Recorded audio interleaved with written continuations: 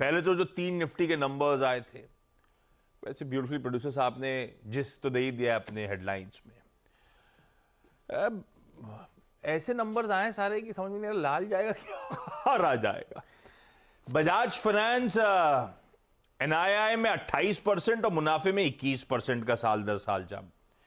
AUM 34% साल दर साल और 6.25% क्यू ऑन क्यू बढ़े। हाँ, एनआईएम्स 15 बेसिस पॉइंट्स का दबाव sequentially. Asset quality slide deterioration sequentially. Gross NPA 10 basis point, net NPA 3 basis point. Return ratios Q on Q ठंडे पड़े। 22% का आरओई 20.5 पे, आरओए भी रिड्यूस हुआ है 10 बेसिस पॉइंट। तो इसलिए मैंने कहा मिले जुले हैं, इंटरनल्स थोड़े से वीकर साइड पे।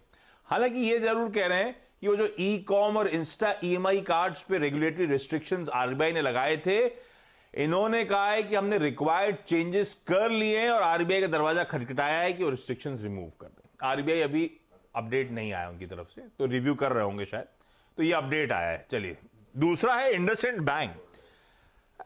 ठीक है, मिला जुला सा है।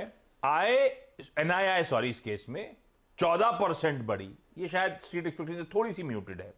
मुनाफे में 15% का उछाल है। आपको अहेड ऑफ एस्टिमेट मुनाफा लग रहा होगा, पर अदर इनकम कंपोनेंट है।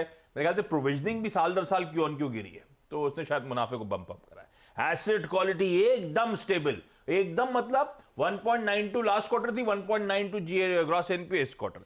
नेट एनपीए 0.57 थे, 0.57 नहीं रहे। ऐसा लगा कोई बदलना भूल गया। कॉपी पेस्ट तो नहीं करा था इन्होंने? कर दिया होगा। कई बार गलती होती है हमारे अभी तो ये, लेकिन एज्यूमिंग 2-3 लोगों ने क्रॉस चेक करा होगा तो ऐसी गलती हुई नहीं होगी। ये एसेट क्वालिटी फ्लैट ही है।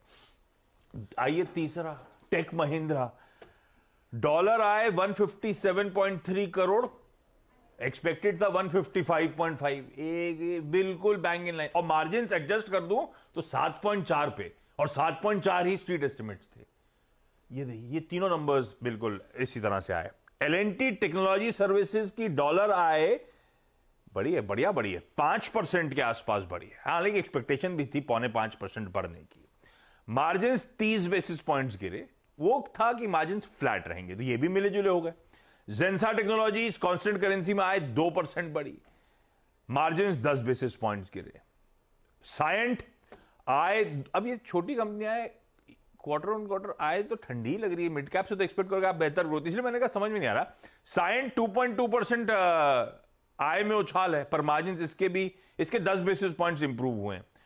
आवास फाइनेंशियल्स साल दर साल एनआईआई 14% और प्रॉफिट्स में 12% का उछाल।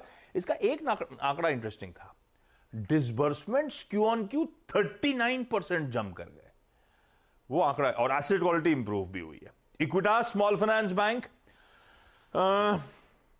एनआईआई 11% और मुनाफा 9% बढ़ा साल दर साल, ठीक है।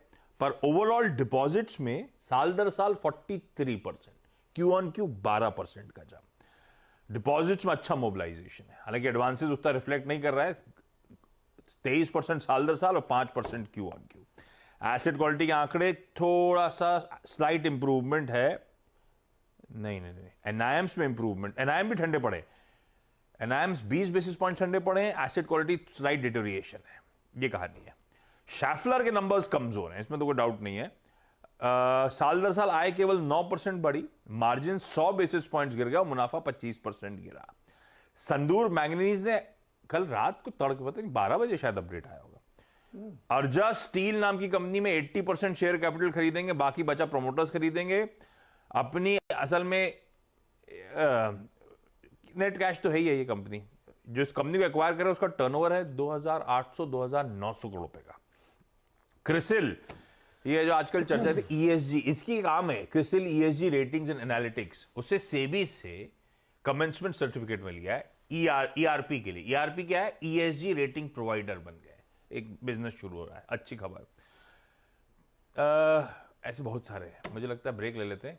हम लोग सीधा सौदा में भी डिस्कस करेंगे, उसके बाद 8:30 बजे तो एग्जॉस्टिव पूरी लिस्ट डिस्कस होनी होगी। सुबह के काम के सारे होते हैं।